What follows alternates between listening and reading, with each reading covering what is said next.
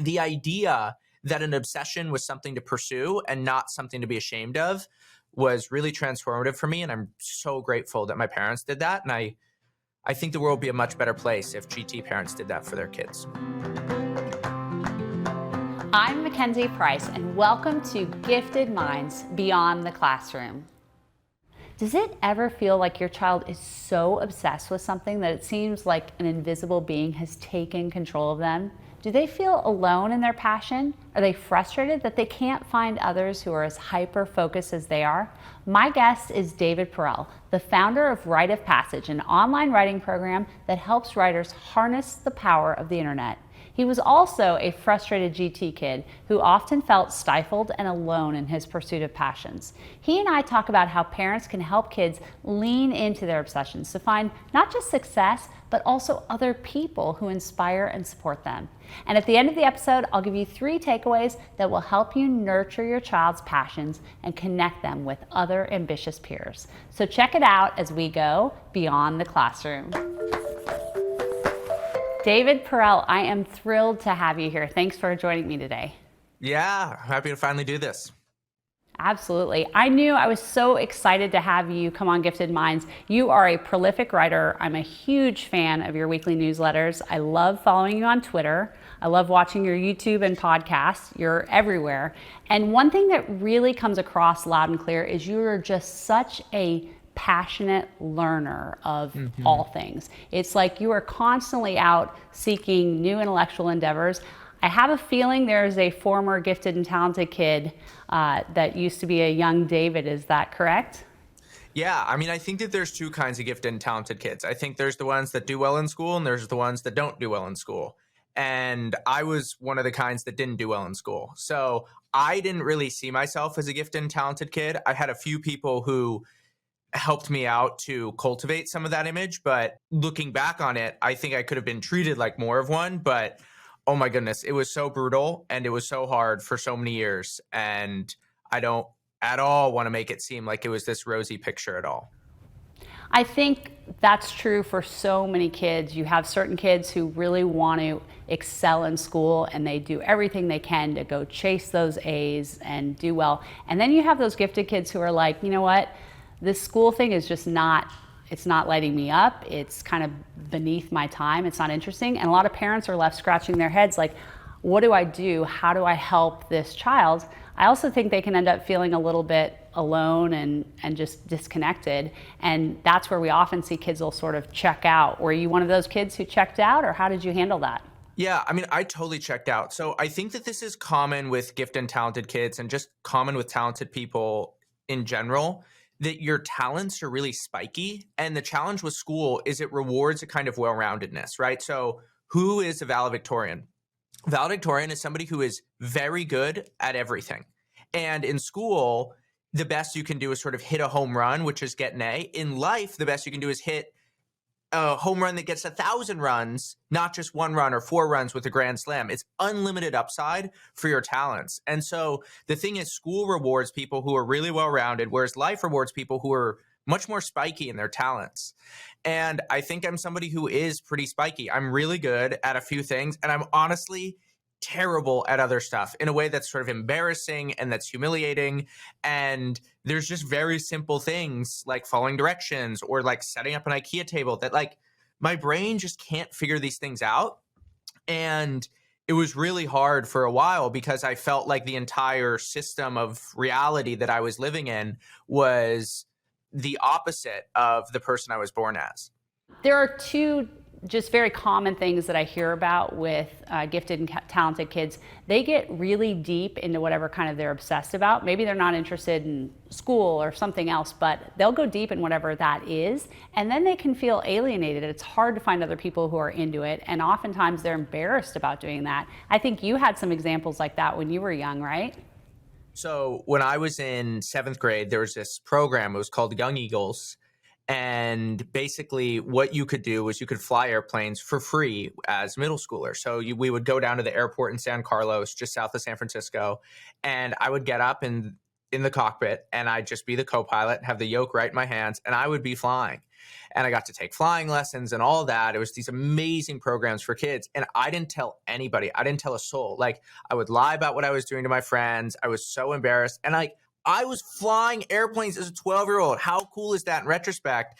And at the time, I just thought it was so weird and nerdy. And what I realized is, I think that once you have a little bit more security and comfort around who you are, you're like, wow, the things that make me different are the things that I should be proud of. But when you're a kid, there's such a drive towards conformity. And I really felt that. So I just didn't tell anybody what I was actually doing. And it reminds me of something kind of similar happened with Mr. Beast. I'm really into this idea that our obsessions are the things that start off being things that we're ashamed of, and then they become our greatest gifts. And so Mr. Beast is like a lunatic, also didn't do well in school, and basically drops out of community college his freshman year and doesn't tell his mom. And what he had was this obsession with YouTube. So he gets this group of people, it's like 4 or 5 people or something, and they just talk YouTube strategy on Skype every single day for 1,000 days. And what they're talking about is thumbnails. How do you think about editing? How do you think about cuts in videos? What works well on YouTube? And by the end, everybody in the group, including Mr. Beast, had more than 1 million subscribers. They just crushed it. And it was born out of this relentless obsession. And I think that a lot of gifted and talented kids, at least the ones that I really want to support, are the kids who they feel like they're total weirdos. And the parents are looking at them and they have some inclination in the back of their head that, hey, my kid can amount to something. But everything that they're hearing from teachers, from principals, from other parents is like, oh no, your kid should be better at this. Your kid should be better at that. And it's this drive towards conformity and doing well along the metrics and the standards that everybody else is setting, and not the sort of singular and divine ones that these kids are born with. I think Mr. Beast's mom was kind of like, what are you doing? I think he was like living in her basement at the time. And it's like, Yeah. What are you doing with YouTube? You're just sitting watching YouTube. She had no idea. And I think that happens to a lot of parents. They so desperately want their kids to fit in. So they think they're going to fit in through the normal avenues. And it sounds like what you're saying is sometimes we need to just embrace this deep interest or how these kids are different and really help them lean into that. I think we have to surrender to who we actually are as people. The challenge is that there's a whole system around doing exactly the opposite, right? The system is about making people more the same, mass instruction. And what I love about the internet is it encourages differentiation and individuality, and you can have more individualized instruction, right? Like, the way that school works now is you're basically stuck going to your local public school. And maybe, I mean, if you have options, you have what, 4 or 5 options. The way the internet's going to work is that you're going to be able to go to a local community where you have a coach who can support you, or you'll just do homeschooling and you'll have thousands of different options for what education looks like. And so it can be way more personalized along these different dimensions. I mean, Montessori is like definitely a step in the right direction, but we could go so much farther. And at least for these kids who have a lot of potential and who are really different, distinct, look, they're hard kids. These kids like me, I threw crazy temper tantrums. I was a hard kid to raise. I was stubborn as hell. I threw crazy temper tantrums. And it was funny, I couldn't actually communicate what I was feeling. I had a conversation with my mom probably 3 months ago, and I couldn't believe it. She said it wasn't until you became an adult that I realized how little you like school. And I think that there's a few interesting things there. The first is that I was where I was, hating school, literally feeling like I was in a jail cell, and I wasn't able, I was so angry and wasn't articulate enough to communicate what I was feeling. But also, it didn't even occur to us, because of the environment that we were in, that I could go to a radically different school. And I don't even think my parents saw those options, to no fault of their own. I just was repeatedly stuck in the system because we didn't see different alternatives. I think I've read that you even felt that way in college, right? You didn't even feel like you were hitting the right crowd that you were getting excited about, even at college. Is that true? Yeah, I mean, honestly, I like to say I went to an anti-intellectual college, and it just crushed me. I was like, wait, these people on the internet who are delivering these lectures, they're incredible and they're so captivating. And then the comment section sometimes are like that too, the things that people are writing. And then I would go to my real life And I would be like, I remember I was in a public relations class my senior year, 32 people in class. I was sitting in the back row, as I often did, and I counted what was on the screen of the computers in front of me. 30 out of the 32 people in class were on social media, which gives you a really good sense of the world that we lived in. And I remember, so my sister, who's 2 years younger than me, she had a friend who ended up going to my alma mater, and she asked her, "Hey, Lizzie, like, what do people think of David?" And this girl, Lizzie, said, "People who were in class with you hated you. People who didn't know you from class really liked you." And I was like, okay, that's interesting. Why? And Lizzie said, "Well, everyone who took class with you, they were like, God, you were such a tryhard. Like, you were just trying so hard to learn and all that." Sure, I probably exhibited some annoying try-hard tendencies. Probably it's very on brand, but also just the idea that being a try-hard would be a bad thing. Like, in a workplace, it's not really like that. Like, in a workplace, you're rewarded for giving it your all. But my school experience wasn't like that at all. And I felt so stuck, so paralyzed. And I just felt like my brain wasn't able to be used. And so you would think, I think some people react to that as, oh, this is easy. I'll just skirt by, get a 4.0. For me, my brain works very differently. If I'm not engaged, my brain just turns off and I disconnect entirely. And so then I ended up getting really, really bad grades. My parents almost pulled me out of college. I almost got kicked out of my fraternity. I got a 2.3 GPA my freshman year spring. It was a disaster. Well, I think a lot of kids, are conditioned to believe that they have to fit into this certain type in order to be cool. It's not cool to work hard. It's not cool to be nerdy or something like that. So parents are sitting there saying, okay, we've got this kid who's just not fitting in and then not being stimulated and engaged. You mentioned the internet. Mr. Beast is such a great example. He found people on the internet. And I think a lot of parents don't realize that, especially with their younger kids, that there is this community and world they can go find other people who are as into their topic of obsession. This idea of ambitious peers, and you've written a lot about that too. Where'd you find your ambitious peers, and how do you recommend parents and kids do that for themselves? I think it's really hard.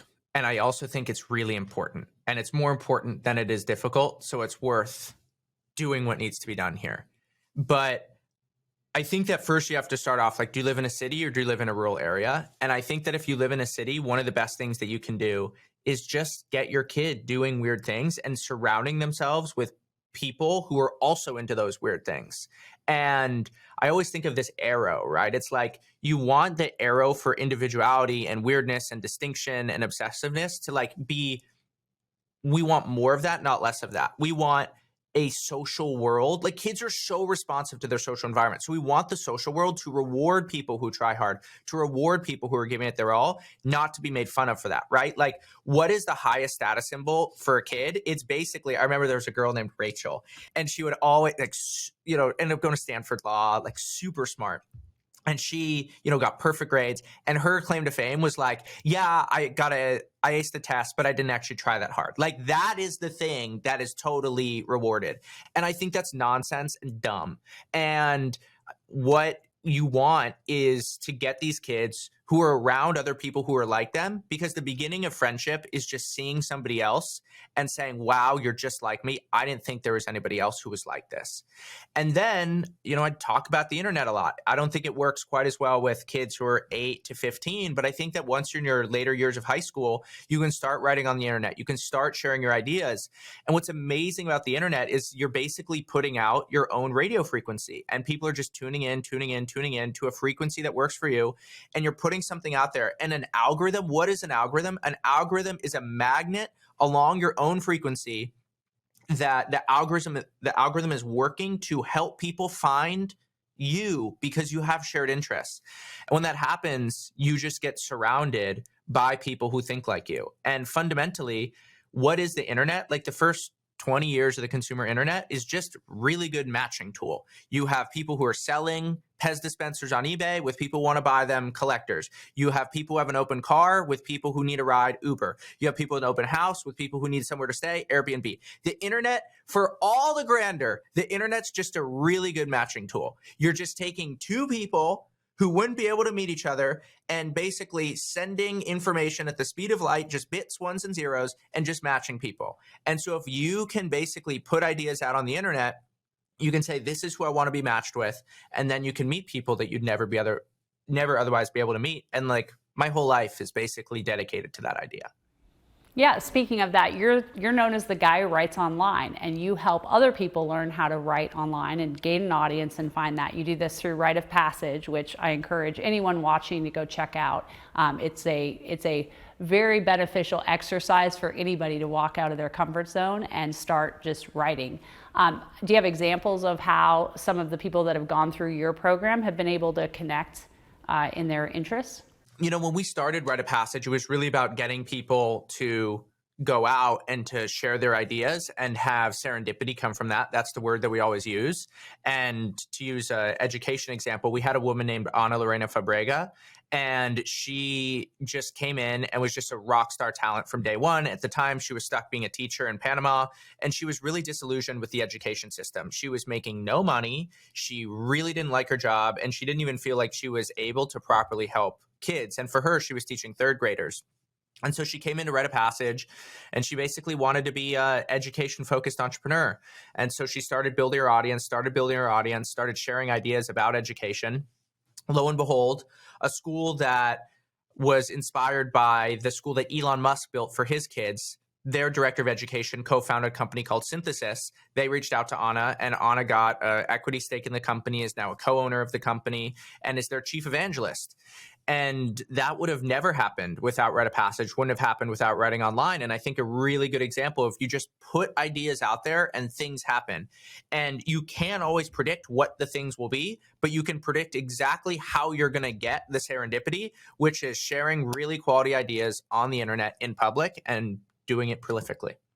That example of her and the example of you is something that I think parents watching can say, okay, I know there's going to be a light at the end of this tunnel for my kid. They will find a spot out in the world, but it can be hard when they're sitting there with their young child now who, again, is feeling kind of alienated, feeling like they're the weird kid. What's your parting advice for how these parents can help that little David back when you were young and their version of a David today? Yeah, I'm so grateful for my parents. I mean, we didn't do a lot of birthday presents and Hanukkah gifts and all that. That wasn't a big thing. But like the one thing that my parents were amazingly supportive with was my obsessions. And whatever obsession I had, they just helped me pursue it relentlessly. And in the grand scheme of things, it was probably cheaper than those gifts, but we got to do some really cool things, you know, like when I was really into baseball, we went to Cooperstown, the Hall of Fame, flew to New York, and we spent a weekend there. And I got to learn all about the history of baseball, the history of the game. When I was in high school, my parents supported me as my golf coach, who was one of the top 50 golf coaches in America. They allowed me in high school to start working for him. And this is so nerdy, but that's sort of the point of this podcast. I managed his YouTube channel, which was the world's largest collection of slow motion golf swings. And I would go to golf tournaments and I'd put down my camera and I would just film. When I was in middle school, I was obsessed with flight. They bought me the Jeppesen flight textbook, one of the first books I ever read. It was just over and over again. In sixth grade, I did a project called the iSearch, and my project was, how will the Boeing 787 airplane fly? And I just got obsessed with it. And my parents noticed, like, when I say obsessed, nothing else in my life mattered. Friends didn't matter, events didn't matter, school didn't matter. Like, I was religious about this one thing. And my dad had a friend from college who was a pioneer in the glider industry. So we flew up, we went to go meet her, and we then got to tour the Boeing factory, and I got to see some of the early 787s with my own eyes. And things like that really expanded my world from just text in a book to something real life, something that I could touch and smell and actually see with my own eyes. That really gave me a sense of possibility as a young kid. And I didn't really realize this at the time, but just the idea that an obsession was something to pursue and not something to be ashamed of was really transformative for me. And I'm so grateful that my parents did that. And I think the world would be a much better place if GT parents did that for their kids. Absolutely. Your parents sound amazing. And I think one thing that's so important for parents to remember is you don't have to judge your kid's obsession. You may not quite understand, just like Mr. Beast's mom probably didn't totally understand what's going on, but you can absolutely encourage and feed it. And who knows what that can blossom into. It can be quite an exciting ride. Well, David, I am so grateful for your time here today. I appreciate hearing your stories, and I love what you're doing for people on the internet, helping gain ideas. I also encourage people to sign up for your weekly newsletters. Go to davidperell.com to learn more, because again, you have carried this absolute love of learning into all areas of your life, and you helped me learn a lot too. So I appreciate it. Thank you. Ready for today's takeaways? Here are the 3 things from my conversation with David Perell that will help your kid become the next Mr. Beast in whatever they choose to do. Number 1, nurture your kids' obsessions. Even if you aren't sure where they will go with them or what the point is, helping kids dive into what they are excited about will build competence, and direction will flow from that. Number 2, cultivate their social circle with other ambitious people. Don't rely on classmates from school. Instead, broaden their network by finding groups outside of school and on the internet. And number 3, show your kid examples of others who found their path. People like Mr. Beast are great examples that can show kids that they can turn their obsessions into successful endeavors. And for all of your friends who can relate, tell them about Gifted Minds. Check us out on YouTube or your favorite podcast platform, and leave us a review. Let's go crush this week. If you're finding this conversation about parenting helpful, hit subscribe so you never miss an episode. Thanks.